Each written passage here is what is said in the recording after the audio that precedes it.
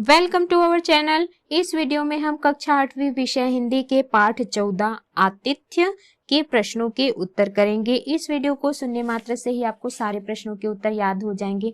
तो अगर आपने हमारे चैनल को अभी तक सब्सक्राइब नहीं किया है तो जल्दी से सब्सक्राइब कर लीजिए और इस वीडियो को लाइक कर अपने फ्रेंड्स को जरूर शेयर करें। तो चलिए शुरू करते हैं। सबसे पहला प्रश्न है, लेखक के द्वारा की गई पद यात्रा का क्या कारण था? इसका उत्तर है, लेखक ऐतिहासिक महत्व के स्थानों को देखने के विचार से पद यात्रा की। अगला है प्रश्न दूसरा, हेडमास्टर जी ने लेखक को अपने घर पर न ठहरने की क्या वजह बताई?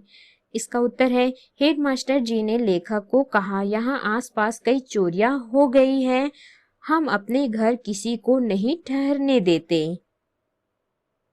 अगला है प्रश्न तीसरा, थकावट के दुख से भी अधिक दर्द था मर्माहत अभिमान का, लेखक द्वारा इस तरह कहे जाने का क्या कारण हो सकता है? इसका उत्तर है, दिन भर की पैदल यात्रा के बाद लेखक थके हुए थे। उन्हें उम्मीद थी कि हेडमास्टर साहब अपने बंगले में रात्रि विश्राम करने देंगे, किंतु हेडमास्टर ने इसकी अनुमति नहीं दी और उन्हें धर्मशाला भेज दिया। इससे लेखक को बड़ी पीड़ा हुई। उन्हें थकान के कारण जितना दुख हो रहा था उससे अधिक पीड़ा भीतर के आहत अभिमान की थी। अगला है प्रश्न चौथा, थके हुए लेखक के मन में हेडमास्टर जी के घर ठहरने को लेकर कौन कौन सी भावनाएं उठ रही थी? इसका उत्तर है, थके हुए लेखक के मन में अनेक भावनाएं उठी, जैसे जिस व्यक्ति अर्थात हेडमास्टर के यहाँ मेरी कुछ आवश्यकताओं की पूर्ति आसानी से होगी, जैसे पैर धोने के लिए गर्म पानी, मलने के लिए गर्म तेल, साथ ही यदि गर्म दूध मिल जाता तो सोने पर सुहागा वाली बात हो जाएगी। अगला है प्रश्न पांचवा, हेडमास्टर से मिलने के पूर्व और उसके बाद में लेखक के मनोभावों में क्या परिवर्तन हुआ? इसका उत्तर है,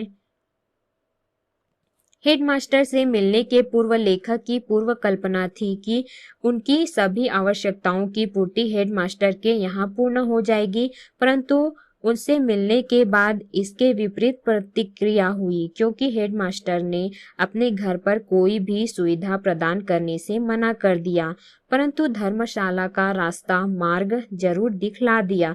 अतः बाद में लेखक के मन में विचार आया कि अनजान व्यक्ति इतना रूखा व्यवहार तिरस्कार क्या उचित है?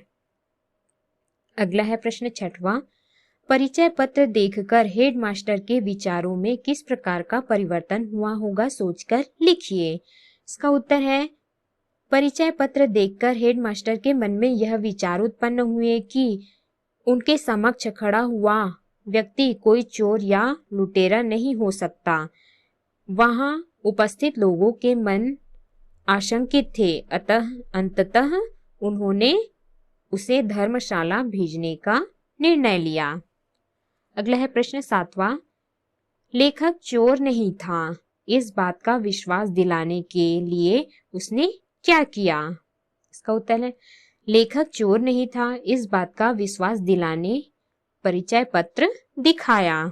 अगला है प्रश्न आठवां, लेखक के अनुसार जीवन के पथ पर अकेले चलना क्यों कठिन है? इसका उत्तर है, जैसे सड़क पर चलने के लिए नियमों का पालन करना पड़ता है, वैसे ही हमें जीवन पथ पर सफलता पूर्वक चलने के लिए महापुरुषों के बताए गए वचनों को अपनाकर उनका अनुसरण करना चाहिए। इससे हमारा जीवन रूपी सफर आनंदमय प्रतीत होता है।